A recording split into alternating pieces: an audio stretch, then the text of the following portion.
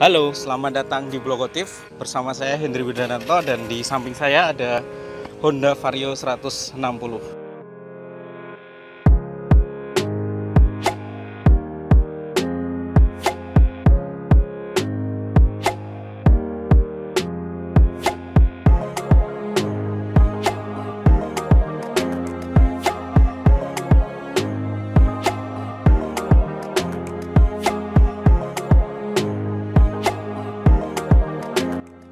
Ya, akhirnya setelah sekian lama menunggu, 3 hari yang lalu akhirnya saya berkesempatan untuk menjajal Vario 160 ini.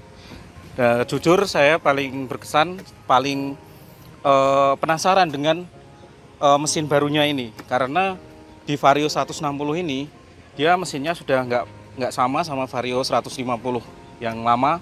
Dia konstruksinya sudah 4 katup dan power dan torsinya juga meningkat drastis, dan untuk saat ini dia menjadi yang paling tinggi di kelasnya dengan power 11,3 kW dan didukung dengan torsi 13,8 Nm.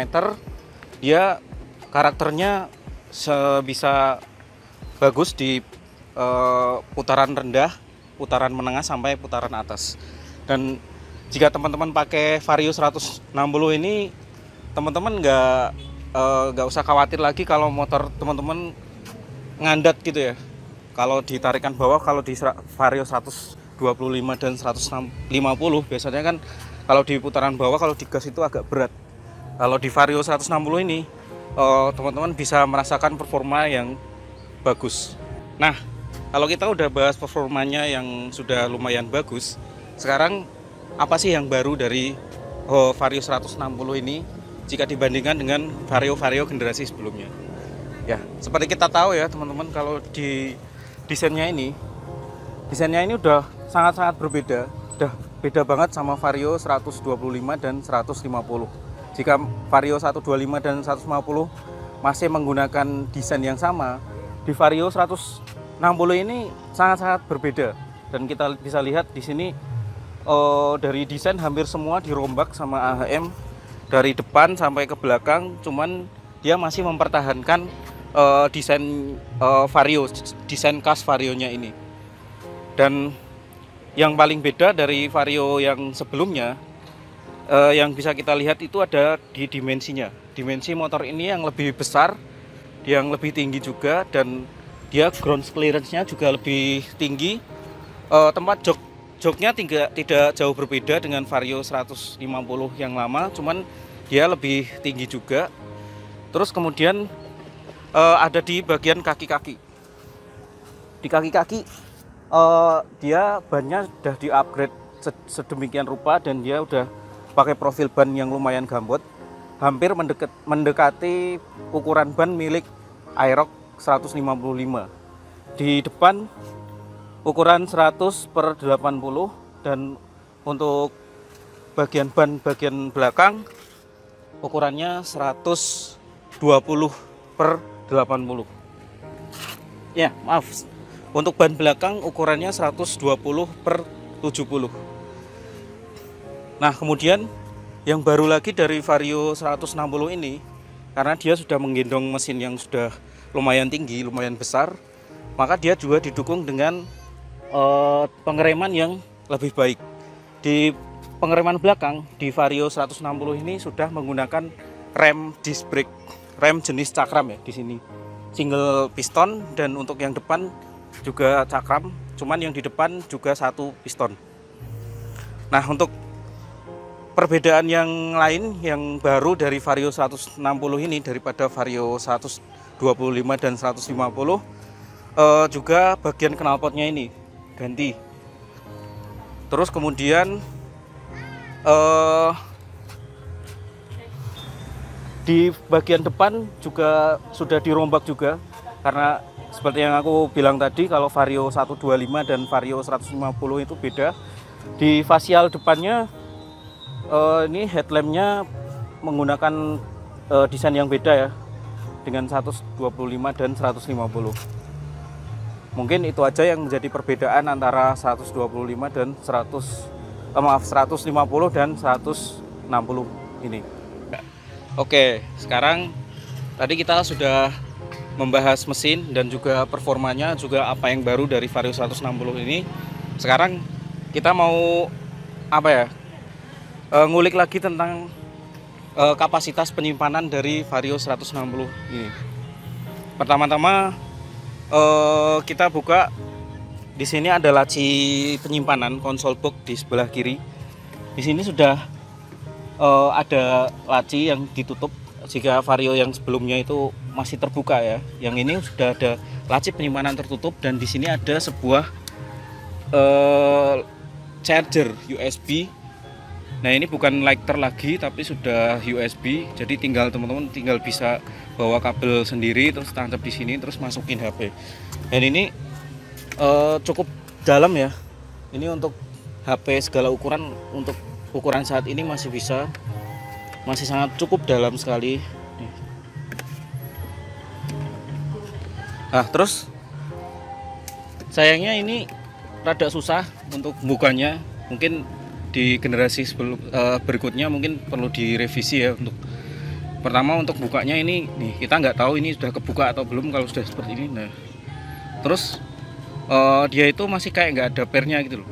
Tapi ini kalau ada pernya bisa buka seperti ini mungkin lebih bagus lagi. Tapi sekarang ada sebuah konsol kayak gini udah cukup membantu. Terus kemudian kita coba buka bagasinya ya teman-teman. Untuk bagasinya kita buka sini. Ya, ini adalah kapasitas bagasi dari Vario 160. Di sini cukup luas. Di sini ada laci. Luasnya 18 liter ya. Dan di sini ada kunci-kuncinya ditaruh dengan rapi di samping sini. Terus kemudian ini tangki bahan bakarnya. Kapasitasnya 5,5 liter. Udah cukup lega juga, cukup banyak. Bisa untuk nyimpen bahan bakar yang banyak, terus nggak perlu bolak-balik ke SPBU. Kemudian di sini decknya ya seperti Vario sebelumnya, masih sama. Untuk ukuran decknya juga tidak bisa selonjoran kayak NMAX atau PCX atau ADV ya. Terus kemudian teman-teman kalau mau bawa galon pakai Vario 160 ini juga nggak bisa, karena ini space dari sini sangat-sangat sempit sekali. Jadi teman-teman nggak bisa bawa galon mungkin di sebelah sini, tapi lumayan susah. Nah, terus kemudian di sebelah kanan di sini ada laci lagi yang cukup dalam juga, mungkin bisa buat naruh koin. Jadi itu kapasitas penyimpanan dari Vario 160. Mereka sudah dikasih konsol box, ada laci sebelah kanan, dan kapasitas bagasi 18 liter. Kemudian kapasitas penyimpanan bahan bakar 5,5 liter. Ya, sekarang kita mau bahas ya detail-detail dari Vario 160 ini teman-teman. Pertama dari bagian depan ya. Kita lihat lampunya ada posisinya ada di seperti ini, lampu utamanya di sini. Terus di sini ada sebuah kayak DLR gitu ya, nyambung dari sini nabrak si ini ya. Ini yang buat keren tuh Vario ada di sektor ini teman-teman, menurut saya. Ini kayak lampu DLR seperti itu. Terus kemudian ini penempatan lampu sennya. Kemudian kalau kita coba lihat di bodi sampingnya ini, nah di sini karena ini adalah varian tertinggi, jadi dia pakai emblem yang emboss seperti ini, bukan pakai list. Terus dari belakang ya, di lampu ini sedikit sama ya, mirip sama Vario 150, tapi sebenarnya desainnya ini berbeda. Ini kalau aku bilang ini kayak mirip PCX, kayak mirip ADV juga, ADV yang paling baru sekarang, karena yang mesinnya sudah 160 juga. Tapi ini nek aku bilang masih rada mirip sama Vario 150 atau Vario 125 yang lama. Terus Sekarang kita ada di bagian speedonya, teman-teman. Kita ke bagian speedonya. Nah, di sini speedonya ini sebenarnya desainnya hampir sama ya, sama Vario 150 atau Vario 125 yang sebelumnya. Cuman di indikator-indikatornya ini yang di Vario 160 lebih lengkap.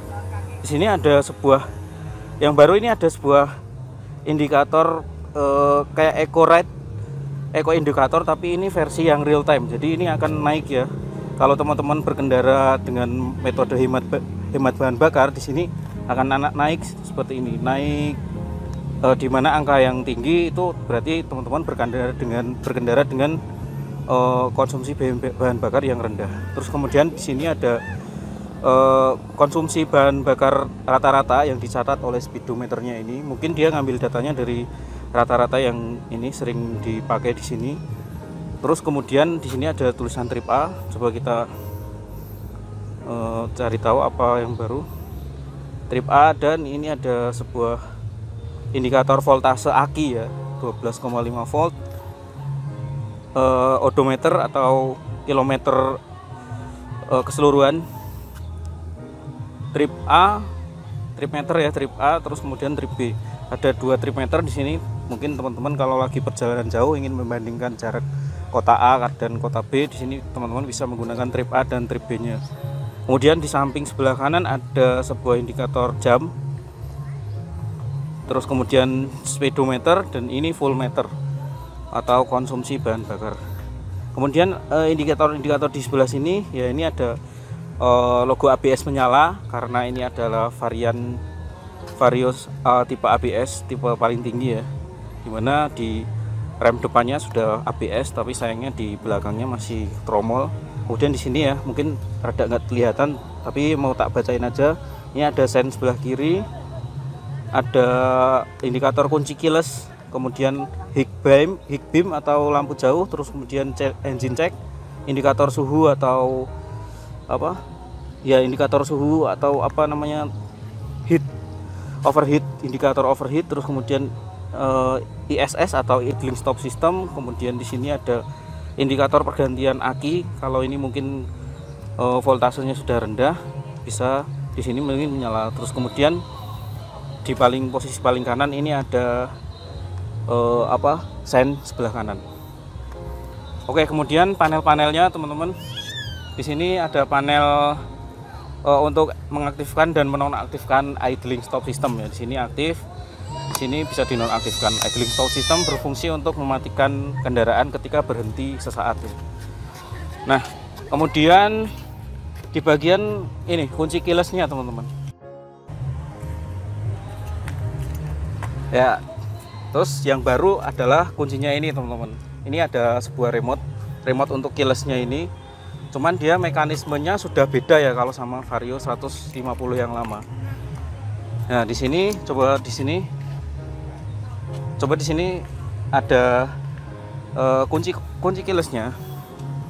Di sini mekanismenya sedikit berbeda.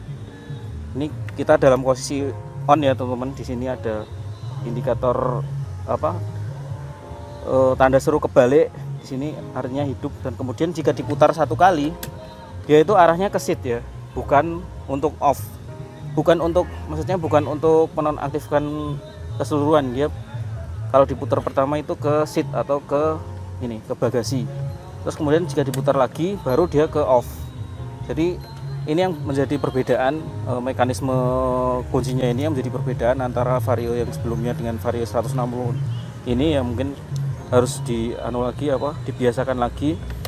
Ini seat, terus kemudian on, jadi kebalik ya. Jadi jika dari posisi on kemudian diputar 1 kali, dia akan mengarah ke seat atau bagasi. Kemudian jika diputar lagi dia akan ke off. Terus kemudian jika untuk mengunci stang masih sama, diarahkan ke kiri terus diputar maksimal. Dan ini ada indikatornya, kuncinya mengarah ke gambar gembok.